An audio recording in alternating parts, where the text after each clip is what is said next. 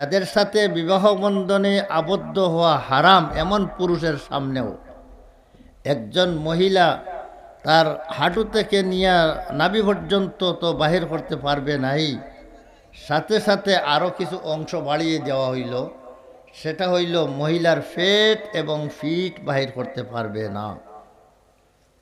কিন্তু আমাদের দেশের মধ্যে মহিলাদের কাছ থেকে আমরা যে জিনিসটা উপহার পাই সচরাচর, এটা হইল সবচেয়ে সস্তা হইল মহিলাদের পেট আর ফিট।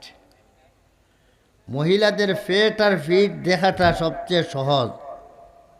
মহিলা ঘর থেকে বাহির হইতে এমন একটা কাপড় পরিয়া বাহির হইল বুরকা ছাড়া, যে কাপড়টা পরার পরে 8 ইঞ্চি ব্লাউজ পরিয়া শুধু দুধের প্যাকেটটা শুধু হেফাজত করছে, আর এর নিচগালা সারা আপনার খোলা রইছে। নিচগালা খোলা রাখিয়া ফেট বাহির করিয়া ফিট বাহির করিয়া একজন মহিলা কাপড় পরিয়া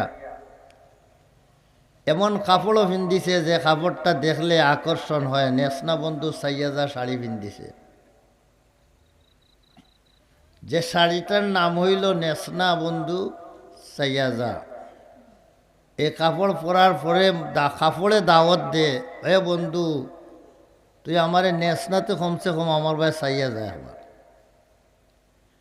মহিলাদের কাপড় বাহিরে যাওয়ার কাপড় এমন হবে না যে কাপড় পরলে অপর পুরুষের আকর্ষণ হয়, এমন কাপড় যেন না হয়। একজন মহিলার শরীরের কতটুকু অংশ পর্দা করতে হয় আর কতটুকু অংশ বাহির করলে চলে, কি বলেন? এইটা জানার দরকার নি না? দরকার না? একজন মহিলাদের জন্য কিছু পর্দা আছে। মহিলার জন্য পর্দা করতে হয়। যেমন একজন পুরুষ আর একজন পুরুষের সামনেও পর্দা করতে হয়, মহিলার সামনেও পর্দা করতে হয়, পুরুষের সামনেও পর্দা করতে হয়। একজন পুরুষের পর্দা হইল নাভি থেকে নিয়ে হাঁটু পর্যন্ত, এই অংশটুকু একজন পুরুষের কোনো মানুষ দেখতে পারবে না। একমাত্র একজন পুরুষের এই অংশটা দেখতে পারবে তার স্ত্রী, আর দুনিয়ার কোনো মানুষ দেখতে পারে না।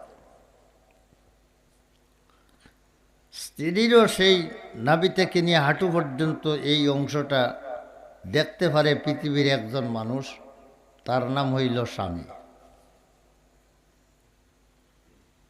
আমরা আসি একজন মহিলার সামনে ও পর্দা করতে হয়। শরীয়তে মহিলার সামনেও মহিলাকে পর্দা করতে দিছে। সেটা হইল নাভি থেকে নিয়ে হাঁটু পর্যন্ত এই যে অংশটা, একজন মহিলা আর একজন মহিলার সামনে বাহির করা হারাম। মহিলার সামনেও কোনো মহিলা উলঙ্গ হইতে পারবে না। বলে মহিলার থেকে আর মহিলা কি পর্দা করার দরকার কি? অনেকে মনে করতে পারে মহিলার ক্ষেত্রে আবার পর্দার দরকার কি, মহিলার সামনে মহিলা। কিন্তু আল্লাহ তাআলার পক্ষ থেকে মহিলাকেও মহিলার সামনে পর্দা করার নির্দেশ দেওয়া হয়েছে। সেটা হইল নাভি থেকে নিয়ে হাঁটু পর্যন্ত এই অংশটুকু একজন মহিলাও মহিলার সামনে বাহির করা হারাম। আসি মহিলা পুরুষদের জন্য কতটুকু বাহির করতে পারবে। মহিলার সামনে নাভির উপরের অংশ বাহির করতে পারবে, হাঁটুর নিচের অংশ একজন মহিলা আর মহিলার সামনে বাহির করতে কোনো আপত্তি নাই। কিন্তু এর পরেও না বার করাটা ভালো। নাভির উপর গেলা হিস্সাটা মহিলার সামনেও বাহির না করাটা ভালো, তবে বাহির করলে কোনো গুনাহ হবে না। পুরুষদের ক্ষেত্রে একজন মহিলার দুই অবস্থা। পুরুষদের মধ্যে দুই ধরনের পুরুষ আছে। এক ধরনের পুরুষদের সাথে কোনো দিন বিবাহ বন্ধনে আবদ্ধ হওয়া সম্ভব নয়, হারাম। কিছু পুরুষ এমন আছেন যে পুরুষের সাথে কিছু মহিলা আছেন যে মহিলার বিবাহ বন্ধনে আবদ্ধ হওয়া জায়েজ নয়। যেমন একজন মেয়ে তার বাপের সাথে বিবাহ বসতে পারবে না, একজন মেয়ে তার দাদার সাথে বিবাহ বসতে পারবে না, একজন মেয়ে তার নানার সাথে বিবাহ বসতে পারবে না, একজন মেয়ে তার আপন ভাইয়ের সাথে বিবাহ বসতে পারবে না। ভাইয়ের ছেলে, ছেলের ছেলে, ভাইয়ের ছেলে, ছেলের ছেলে যত নিচে চাক না কেন তার সাথে বিবাহ হইতে পারবে না। এইভাবে একজন মেয়ে তার বোনের ছেলের সাথে বিবাহ বসতে পারবে না, যাকে বইনফুত বলা হয়। বইনফুতের সাথে কখনো বিবাহ বসতে পারবে না। এইভাবে বইনফুতের গড়ের নাতি যে হবে তার সাথেও বিবাহ বসতে পারবে না। বইনফুতের গড়ের নাতির গড়ের পন্থী যে হবে সেই সিলসিলাও যত নিচে দিয়ে যাক না কেন তার সাথে বিবাহ বসতে পারবে না। ভাই এবং বোন এই দুইজনের যত ডাল নিচে দিয়ে যাইবে কারো সাথে বিবাহ বন্ধনে আবদ্ধ হওয়া জায়েজ নয়।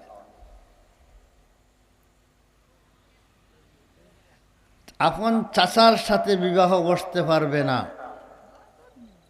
কোনোদিন চাচার সাথে বিবাহ বসতে পারবে না।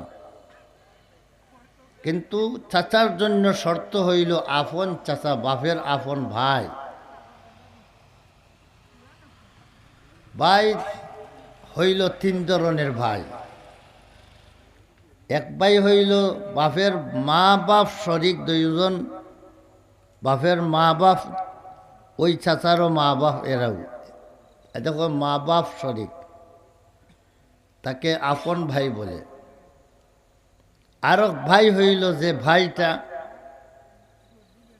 শুধু বাপ শরিক, মানে বাপর গোরের ভাই, আমাদের পরিভাষায় হাতনগরের ভাই বলে। তো হাতনগরের ভাইও যদি হয় তার সাথে বিবাহ বসতে পারবে না। আরো ভাই হইল গিয়া মার গোরের ভাই, অর্থাৎ বাপের গোরের নয়, শুধু মার শরিক ভাই।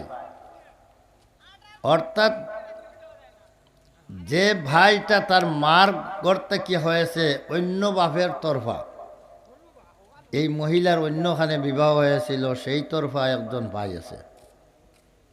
তাই ভাই তিন ধরনের। এক ধরনের ভাই হইল আপন মা বাপ শরিক ভাই, আর একজন ভাই হইল শুধু বাপ শরিক ভাই, যাকে হাতনগরের ভাই বলে। আর একজন ভাই হইল মা শরিক ভাই, শুধু মা তারও মা আপনারও মা, দুজন এক। এই হচ্ছে তিন ধরনের ভাই। তো ভাইয়ের সাথে বিবাহ বসতে পারবে না। বোন যত যে তিন ধরনের বোন হইতে পারে, তিন ধরনের কোনো বোন বিবাহ করতে পারবে না। বাপ মা শরিক বোনকে বিবাহ করা যাবে না, বাপ শরিক বোনকে বিবাহ, হাতনগরের বোনকে বিবাহ করা যাবে না।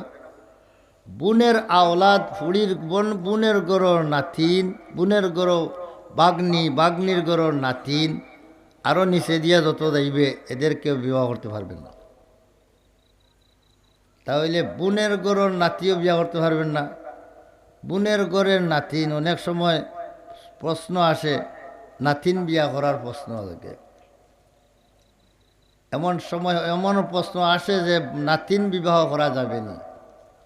নিজের ছেলের গরর নাতিন বিবাহ করা যায় না, মেয়ের গরর নাতিন বিবাহ করা যায় না, নাতিনের গরর নাতিন আরও তো নিচে যাবে, কাউকে বিয়া করা যাবে না। তাহলে কিছু পুরুষ আছেন দুধ খাওয়ার কারণে হারাম হয়ে গেছেন। যেমন একজন মহিলা দুধ খাইছে, কোনো একজন মহিলা, যে মহিলার দুধ খাইল সেই মহিলার স্বামী হয়ে গেল এই মহিলার বাপ, দুধ বাপ। যে মহিলার দুধ খাইল সেই মহিলার স্বামী যিনি উনি দুধ বাপ, সেই দুধ বাপের সাথেও বিবাহ বসতে পারবে না। দুধ বাপের আপন ভাই, যেমন আপনার বংশগত বাপের ভাই যদি আপন বা বাপের আপন ভাই থাকে মানে চাচা, যে সেই চাচার সাথে জেলা বিবাহ হারাম। এভাবে দুধ খাইছেন যে মহিলার, এই মহিলার স্বামীর আপন ভাই যদি হয় তাহলে তার সাথেও বিবাহ বসতে পারবে না। অর্থাৎ সহজ কথা হইল, যতজন পুরুষের সাথে একজন মহিলা কোনো দিন বিবাহ বসতে পারবে না, সেই মহিলা সেই পুরুষদের সামনে কতটুকু পর্দা করতে হয় শরীরের, এই মাসলাটা জানিয়ে রাখার দরকার। ঘরে ঘরে এই মাসলার প্রয়োজন। আমরা আমাদের ঘরের মধ্যে থাকি, আর ঘরের মধ্যে আমার আপন ভাই আছে, আপন চাচা আছে, আপন ভাইয়ের ঘরের ভাতিজা আছে, ভাই ফুত আছে, বোন ফুত আছে। ঘরের মাঝে যারা থাকবে এই সমস্ত পুরুষ যারা বালিগ যদি হয়, তাদের সামনে কতটুকু পর্দা করতে হয়। যাদের সাথে বিবাহ বন্ধনে আবদ্ধ হওয়া চিরতরে হারাম, এই সমস্ত পুরুষের সামনে হাঁটু থেকে নিয়ে, একজন মহিলা তো একজন মহিলার হাঁটু থেকে নাভি পর্যন্ত পর্দা করতে হয়, লুকিয়ে রাখতে হয়। এবং নাভির উপর থেকে নিয়ে সিনা ফেট আর ফেট এবং ফিট, এই দুই অংশটা একজন মহিলা তার ওই সমস্ত পুরুষদের থেকেও পর্দা করতে হয়। যাদের সাথে বিবাহ বন্ধনে আবদ্ধ হওয়া হারাম, কথাটা স্মরণ রাখবেন, যাদের সাথে বিবাহ বন্ধনে আবদ্ধ হওয়া হারাম এমন পুরুষের সামনেও একজন মহিলা তার হাঁটু থেকে নিয়ে নাভি পর্যন্ত তো বাহির করতে পারবে নাই, সাথে সাথে আরও কিছু অংশ বাড়িয়ে দেওয়া হইল, সেটা হইল মহিলার ফেট এবং ফিট বাহির করতে পারবে না। কিন্তু আমাদের দেশের মধ্যে মহিলাদের কাছ থেকে আমরা যে জিনিসটা উপহার পাই সচরাচর, এটা হইল সবচেয়ে সস্তা হইল মহিলাদের ফেট আর ফিট। মহিলাদের ফেট আর ফিট দেখাটা সবচেয়ে সহজ। মহিলা ঘর থেকে বাহির হইতে এমন একটা কাপড় পরিয়া বাহির হইল, বুরকা ছাড়া, যে কাপড়টা পরার পরে 8 ইঞ্চি ব্লাউজ পরিয়া শুধু দুধের প্যাকেটটা শুধু হেফাজত করছে, আর এর নিচগালা সারা আপনার খোলা রইছে। নিচগালা খোলা রাখিয়া ফেট বাহির করিয়া ফিট বাহির করিয়া একজন মহিলা কাপড় পরিয়া এমন কাপড়ও পিন্ধিছে যে কাপড়টা দেখলে আকর্ষণ হয়। নেসনা বন্ধু সাইয়াজা শাড়ি পিন্ধিছে, যে শাড়িটার নাম হইল নেসনা বন্ধু সাইয়াজা। এই কাপড় পরার পরে কাপড়ে দাওয়াত দে, এ বন্ধু তুই আমারে নেসনাতে কমসে কম আমার ভাই সাইয়া যায়। আমার মহিলাদের কাপড় বাহিরে যাওয়ার কাপড় এমন হবে না যে কাপড় পরলে অপর পুরুষের আকর্ষণ হয়, এমন কাপড় যেন না হয়।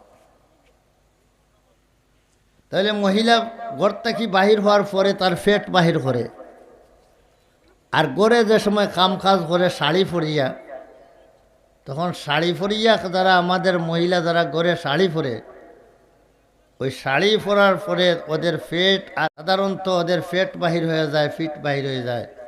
ব্লাউজ যদি আপনার নাভির নিচ পর্যন্ত যাইতো তাহলে অবশ্য ফেট আর ফিট দেখা যাইত না। ব্লাউজ যেহেতু মাত্র 8 ইঞ্চি, এই ব্লাউজে ফেটের নিচগালা খোলা থাকে, ফিটের নিচ অংশ খোলা থাকে। এই জন্য এই অংশটা কাপড় পরার পরেও দেখা যায় যে বাপের সামনে বাহির হয়ে যায়। ঘরের মধ্যে বালিক ভাই আছে, ভাইয়ের সামনে বাহির হয়ে যায়। এমন কি নিজের ছেলেটা ঘরের মধ্যে আছে, ছেলের সামনে বাহির হয়ে যায়।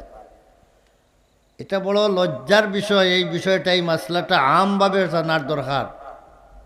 মহিলারা ঘরের মধ্যে থাকা অবস্থায় নিজের বাপের সামনে, নিজের ছেলের সামনে, নিজের ভাইয়ের সামনে, চাচার সামনে পেট আর ফিটটারও হেফাজত করা ফরজ।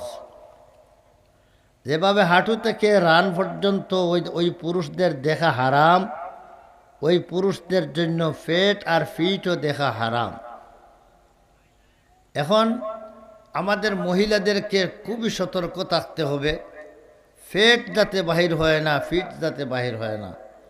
হ্যাঁ, যে সমস্ত মহিলারা কামিজ পরে, কুর্তা পরে, তাদের যেহেতু কুর্তা লম্বা কুর্তা পরে, এটার মধ্যে তাদের পেট আর ফিট বাহির হয় না, তারা এই মুসিবত থেকে বাঁচিয়া যায়। কিন্তু যারা শাড়ি পরে তারা পেট আর ফিটের হেফাজত হয় না। এই জন্য আমার মা বোনদের কাছে আমার অনুরোধ থাকবে, আপনারা এমন পেট আপনাকে আল্লাহ দিয়েছেন যে পেট তাকিয়া নবী রসুলগণ বাহির হয়েছে, মহিলাদের পেট তাকিয়া নবী রসুলগণ বাহির হয়েছেন, যেখান থেকিয়া লক্ষ লক্ষ আউলিয়ায় এজাম এই ধরনের পেট থেকে বাহির হয়েছে। এই পেটটা সাধারণ পেট নয়। আপনার পেট তাকিয়া যদি কোনো ভালো মানুষ যদি সৃষ্টি জন্ম হওয়ার আপনার আশা থাকে, তাহলে আপনার পেটটাকে প্রথমে হেফাজত করেন অন্য মানুষের দৃষ্টি পড়াতে কিয়া। মানুষের নজর, জেলার নজর লাগলে কদু গাছ মরি যায়, কদুদা গাছের উপরে নজর দিছে বেটায়, সারা কদু গাছ মরি গেছে। আপনার পেটে দিয়া যাবলা বেটায় দেখিয়া নজর দিয়ে যদি ই বেটায় লাগাল ভাই, আর আপনার পেটে দিয়া চাইয়া যদি খোয়া যায় কথা, হায় রে বড় সুন্দর পেট, এর বাদটা কেউ ফসা আরম্ভ হয়ে যাব। যেসা মানুষের চাইলে আবার নজর লাগে না, নজর লাগে যারা চকুর মধ্যে আল্লাহ বিষ রাখছে। এই ধরনের মানুষে যদি হঠাৎ করিয়া চাইলে আর চাইয়া বলে বড় সুন্দর পেট বেটিগুর, তো ও পেট ও জ্বলি গে লাগিয়া কোনটা কিয়াও দাস্ত আরম্ভ হয়ে যাবে গিয়া। এ কারণে মা বোন আপনাদের পেটগুলা হেফাজত করবেন। আপনাদের ঘরের মধ্যে থাকা অবস্থায়, বাহিরে তো যাইতে হইলে পেটের তো হেফাজত হইতেও হইবে, ঘরের মধ্যেও আপনার থাকা অবস্থায় আপনার ছেলের কাছ থেকে আপনার পেট বাঁচান। যে ছেলে মার পেটে 9 মাস 10 দিন তাকিয়া বাহির হইল, মার পেটে তাকিয়া বাহির হইল, যে বাপের ঔরসে জন্ম নিয়া যে মেয়েটা বড় হইল, সেই বাপ মেয়েটা বালিগ হওয়ার পরে আর এই মেয়ের পেট দেখতে পারবেন না। যে বাচ্চাটা মার পেট তাকিয়া বাহির হইল, ও ছেলেটা বড় হওয়ার পরে, বালিগ হওয়ার পরে তার মার পেট দেখতে পারে না, মার পেট দেখতে পারে না, মার ফিট দেখতে পারে না। কিন্তু আমাদের সমাজে এই বিষয়টাতে একেবারে গাফিল, আমাদের মহিলারা একেবারেই গাফিল। নিজের পেটকে হেফাজত, ফিটকে হেফাজত করার কোনো চিন্তাই নাই। শুধু 2টা দুধের প্যাকেটে বাঁচানির চিন্তাও আছে মহিলাদের, আর শরীরের কোনো অংশ বাঁচানির কোনো চিন্তা নাই। 8 ইঞ্চি ব্লাউজ পরছে শুধু দুধের প্যাকেটটা হেফাজতের জন্য। দুধের প্যাকেটটা আপনি বাপের সামনে বাহির করা যাইজ আছে, একজন মেয়ে তার বাপের সামনে দুধের প্যাকেট বাহির করা যাইজ আছে, একজন মেয়ে তার বালিক ছেলের সামনে দুধের প্যাকেট বাহির করা যাইজ আছে। এটা ফেটের অংশ নয়, ফেট এর নিচ থেকে ফেটের অংশ, তাই ফেট দেখাইতে পারবে না, কিন্তু দুধের প্যাকেট বাপের সামনে বাইর করা যাইজ আছে। কিন্তু মহিলারা ওই দুধের প্যাকেটটার খুব হেফাজত করে, যাতে কেউ দেখে না। কিন্তু ফেট আর যেটা ফিট, যেটা নিজের ছেলে দেখা হারাম, সেইটার কিন্তু ঘরের মধ্যে হেফাজত হয় না। কি বলেন, এটা আমি সত্য বলতেছি না? না ব্রাদারান ইসলাম, কথাগুলা খুব লক্ষ্য করিয়া বাড়িতে নিয়ে যাইবেন। মা বোনরা যারা আমার কথা শুনতেছে না, তাদের কাছে আমার কথাগুলা পৌঁছিয়ে দিবেন। আসি আমরা মহিলাদের মধ্যে, পুরুষদের মধ্যে 2 নম্বর পুরুষ হইল যে পুরুষদের সাথে বিবাহ বন্ধনে আবদ্ধ হওয়া প্রয়োজন হইলে বিবাহ হওয়া যায়, অর্থাৎ নিষিদ্ধ 14 জন পুরুষের পরে এরপরে বাকি সব পুরুষও তো এদের সাথে বিবাহ হওয়া যায়, স্থায়ী নিষিদ্ধ নয়। তবে আরেকজনের বিবাহের মধ্যে যে মেয়েটা আছে সেই মেয়েটাকে তো আপনি বিবাহ করতে পারবেন না, যেহেতু একজনের 2 স্বামী হইতে পারে না। এই জন্য আরেকজনের বিবাহে যে মেয়েটা আছে তাকে বিবাহ করতে পারবেন না, আপনার জন্য হারাম। তবে এই হারামটা হইল অস্থায়ী, স্থায়ী হারাম নয়। ওই ব্যক্তি যদি তালাক দিয়া দেয় অথবা এই ব্যক্তি মারা যায়, তখন ইদ্যত যাওয়ার পর ওই মহিলাকে আপনি বিবাহ চাইলে বিবাহ করতে পারেন। আমাদের কথা হইল যে সমস্ত পুরুষদের সাথে স্থায়ী হারাম হইল মাত্র 14 জন পুরুষের সাথে বিবাহ বন্ধনে আবদ্ধ হওয়া স্থায়ী হারাম। এখন আসি, যে সমস্ত পুরুষদের সাথে বিবাহ বন্ধনে আবদ্ধ হওয়াটা হালাল আছে, কোনো সময় বিবাহ বসতে চাইলে বিবাহ বসতে পারবে, ওই সমস্ত পুরুষদেরকে বলা হয় বেগানা পুরুষ। কি বলা হয়? বেগানা মর্দ, বেগানা পুরুষ। আর যাদের সাথে বিবাহ বন্ধনে আবদ্ধ হওয়া হারাম তাদেরকে বলা হয় এগানা আর বেগানা। এরা হইল নিজের মানুষ আর এরা হইল পর মানুষ। এগানা আর বেগানা, যে সমস্ত বেগানা পুরুষ যারা, তাদের জন্য কতটুকু পর্দা করতে হবে। এখন আমার আলোচ্য বিষয়ের আসল বিষয়টা হইল, আমি যে আয়াতে কেরিমা তিলাওয়াত করেছি, আল্লাহ পাক বলেন ওয়াকারনা ফি বুয়ুতিকুন্না ওয়ালা তাবাররাজনা তাবাররুজাল জাহিলিয়াতিল উলা। আল্লাহ তাআলা ওই মহিলাদেরকে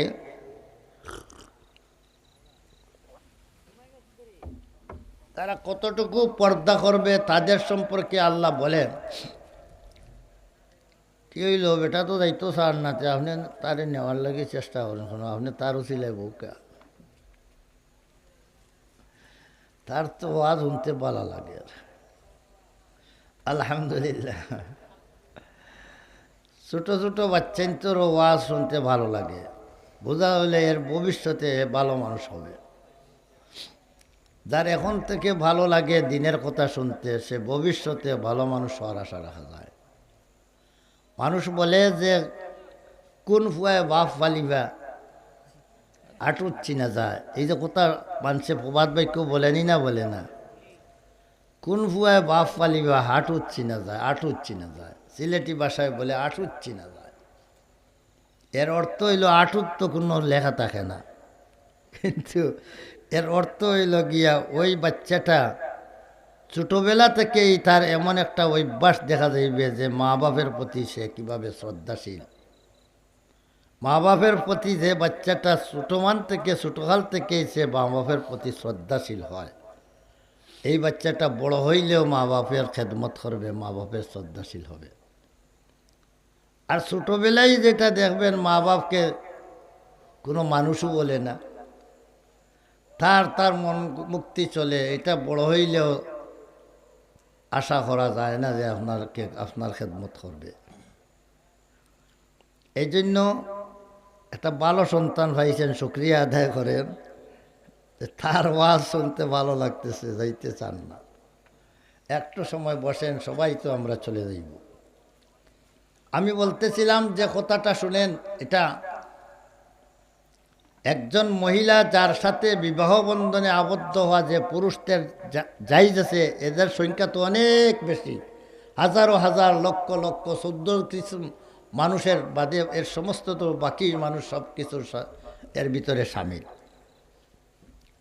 তাদের জন্য পর্দা হইল একজন মহিলা তার মাথার তালু থেকে নিয়া পায়ের পাতা পর্যন্ত কোনো একটা অংশ যেন অপর পুরুষের সামনে বাহির না হয়। মাথার তালু থেকে নিয়ে পায়ের পাতা পর্যন্ত কোনো একটা অংশ যেন বাহির হয় না।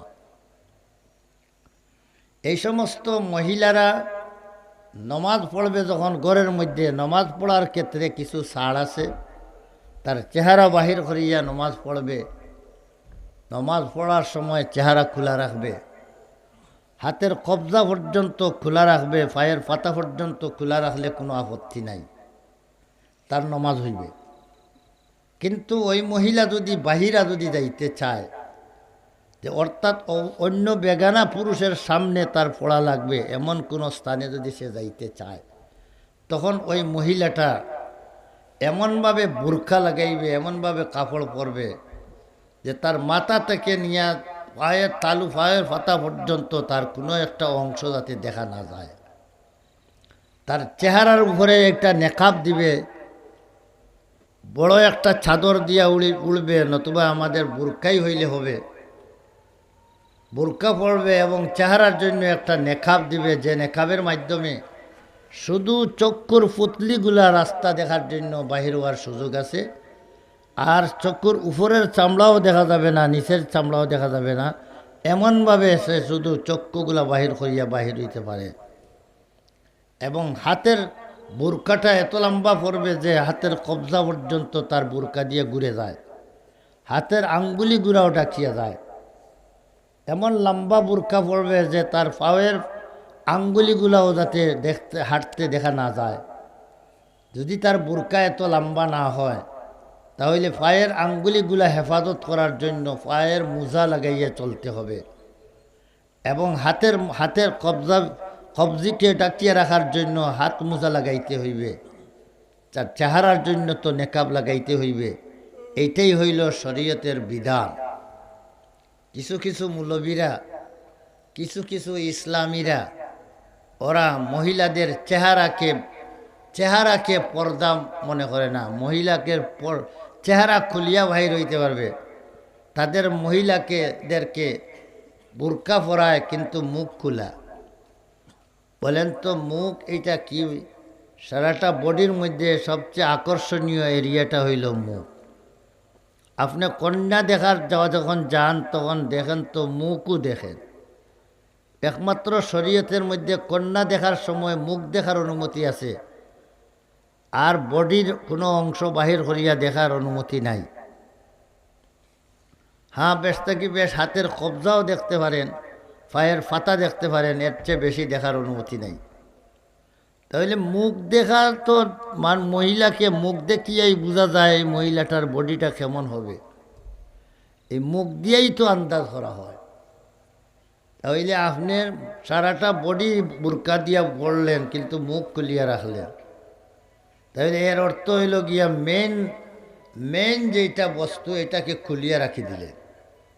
যেটার কারণে একজন মহিলার প্রতি আকর্ষণ হয় সেটার নাম হইল চেহারা।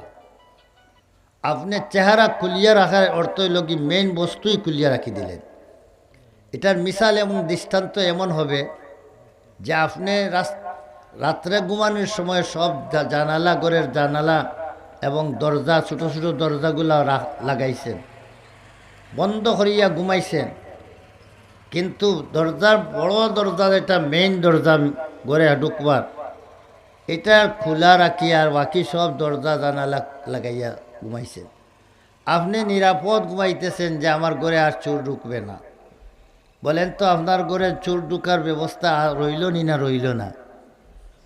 এই আপনার মেইন দরজা খোলা রাখিয়া আপনি ঘুমাইলেন, এই দরজা খুলিয়া রাখিয়া ঘুমাইলে যেভাবে আপনার ঘরে দরওয়াজা দিয়া আপনার ঘরে শত্রু ঢুকার ব্যবস্থা আছে, চোর ঢুকার ব্যবস্থা আছে, ঠিক তদ্রূপ একজন মহিলার যদি মুখ খোলা রাখিয়া যদি বোরকা পরান, তো এর অর্থ হইল গিয়া মেইন দরজা খুলিয়া রাখলেন।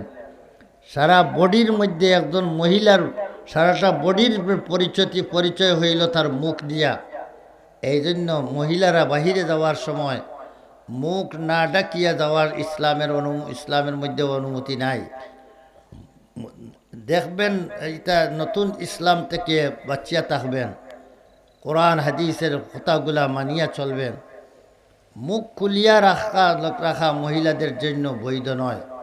হযরতে আয়েশা সিদ্দিকা, বুখারী শরীফের হাদিস, হযরতে আয়েশা সিদ্দিকা রাদিয়াল্লাহু তাআলা আনহা গজওয়ায়ে বনিল মুস্তলিকের মধ্যে রসুল করিম সাল্লামের সাথে ছিলেন। উনার একটি উটের উপরে উনাকে বসানো হয়েছিল। সেই উটের উপরে উনাকে বসানো হইতো। তো বসানোর জন্য উটের উপরে একটা এই আমরা যে সুয়ারি লাগান একটা বস্তু, কন্যা বহন করে যে সুয়ারির মতো একটা বস্তু বসাইয়া উটের উপরে আর বারাদিনে ভাত দিয়া এগুলা রাখিয়া দেওয়া হয়। আর ওইটার ভিতরে এই মহিলারা হযরত আয়েশা সিদ্দিকা ওইটার ভিতরে থাকতেন এবং সহজে উটের উপরে উঠে এইটা বাঁধিয়ে দেওয়া হইতো। একদল সাহাবীদেরকে এই জিম্মাদারি দেওয়া হয়েছিল, কোনো জায়গায় যখন থামার প্রয়োজন হইবে তখন তোমরা ওই আয়েশা সিদ্দিকার ওই সোয়ারিটা লামাইয়া দিবে, এবং যে সময় যাওয়ার আরম্ভ হয়ে যাবে তখন তোমরা এটা উটের উপরে উঠাইয়া এটা বাঁধিয়ে দিবে। এটা একদল সাহাবীদের জিম্মাদারি ছিল। নবী করিম সাল্লাল্লাহু আলাইহি ওয়াসাল্লাম গাজওয়ায়ে বনিল মুস্তালিকের মধ্যে এক জায়গার মধ্যে অবস্থান করছেন, করিয়া রওনা দেওয়ার প্রয়োজন হয়েছে। রওনা দেওয়ার সময়ে হযরতে আয়েশা সিদ্দিকা রাদিয়াল্লাহু তাআলা আনহা উনি গিয়েছিলেন কজায় হাজতের জন্য, অর্থাৎ পায়খানা করার জরুরত দেখা দিয়েছিল, তাই উনি পায়খানা করতে চলে গেছিলেন। এগুলা কোনো বানানো কোনো লেফটিন নাই, ওইগুলা হইল গিয়া পাহাড়ের আড়ালে গিয়ে বসিয়া আর এটার মধ্যে নিজে নিজে পর্দা করিয়া আর জরুরত সারিয়া আর হাজত ইস্তেঞ্জা করিয়া চলিয়া আসলেন। এটাই নিয়ম ছিল সেই দেশের আগেকার যুগে। আয়েশা সিদ্দিকা কজায় হাজতের জন্য গেছেন। যাওয়ার পরে আয়েশা সিদ্দিকা যখন এখনও রয়েছেন কজায় হাজত করাতে, পায়খানা করতে এখনও রয়েছেন, এমন সময় নবী করিম সাল্লামের পক্ষ থেকে ঘোষণা হয়ে গেছে, সব রওনা দাও, চলো চলো চলো বলতেই সব রওনা দিয়ে দিছে। এবং যারা নবী করিম সাল্লামের বিবি আয়েশা সিদ্দিকা রাদিয়াল্লাহু তাআলা আনহার হাওদজকে উঠানোর এবং নামানোর জিম্মাদারি যাদের ছিল, সেই সাহাবীরা আইয়া আর ওই হাওদজটাকে উটের উপরে বাঁধিয়ে দিয়া দিছে, আর সবার লগে হইয়া ওই উটটাকেও চালাইয়া দিছে, যাও। এখন হাওদজের ভিতরে কোনো মানুষ আসেনি, কোনো মানুষ নাই। আয়েশা সিদ্দিকা তো এর ভিতরে থাকার কথা ছিল, কিন্তু উনি তো নাই। কিন্তু সেই সময় আয়েশা সিদ্দিকা তো ছোটো হালকা মহিলা ছিলেন, যার কারণে হাওদজের ভিতরে আসেননি না নাই এটা যারা উঠাইছে তারা টের উঠাইছে না, নাই যে টের উঠাইছে না, ওইটা উটের উপরে তুলিয়া দিয়া দিছে। উটের উপরে তুলিয়া দেওয়ার পরে এটা হাওদজ চলছে চলছে, উট চলছে চলছে। নবী করিম সাল্লাম এক জায়গা হযরত আয়েশা সিদ্দিকা রাদিয়াল্লাহু তাআলা আনহা ওই লস্কর রওনা হওয়ার পরে ওনার জরুরত শেষ হইয়া আসছেন, আসিয়া দেখেন এখানে কোনো মানুষ নেই। লাইসা ফিহা দাইন ওয়ালা মুজিব, এই জায়গার মধ্যে কেউ ডাকলে জবাব দেওয়ারও নাই আর কেউ ডাকরাও নাই, এমন একটা অবস্থায় হযরত আয়েশা চিন্তায় পড়ে গেলেন, আমি এখন কি করি? নবী করিম সাল্লাম তো চলে গেলেন, আমি এখন এখানের মধ্যে কী করি? এটা চিন্তা করলেন, আমি তো এই জায়গায় ছিলাম, আমার উটটা এই জায়গায় ছিল। নবী করিম সাল্লাম একসময় চলতে চলতে আমার খবর করবেন, যখন আমার খবর করবেন তখন আমাকে পাইবেন না, তখন আমার জন্য পিছনের দিকে লোক পাঠাইবে বলে মনে হয় যে জায়গা থেকে উট রওনা দিছে সেই জায়গায় রয়ে গেছে। আয়েশা সিদ্দিকা এই জায়গা ত্যাগ করলেন না, এদিক সেদিক গেলেন না, বরং একটা চাদর উড়িয়া ওই জায়গাত বসে গেলেন। বসতে বসতে বসতে বসতে ঘুম আসি গেছে।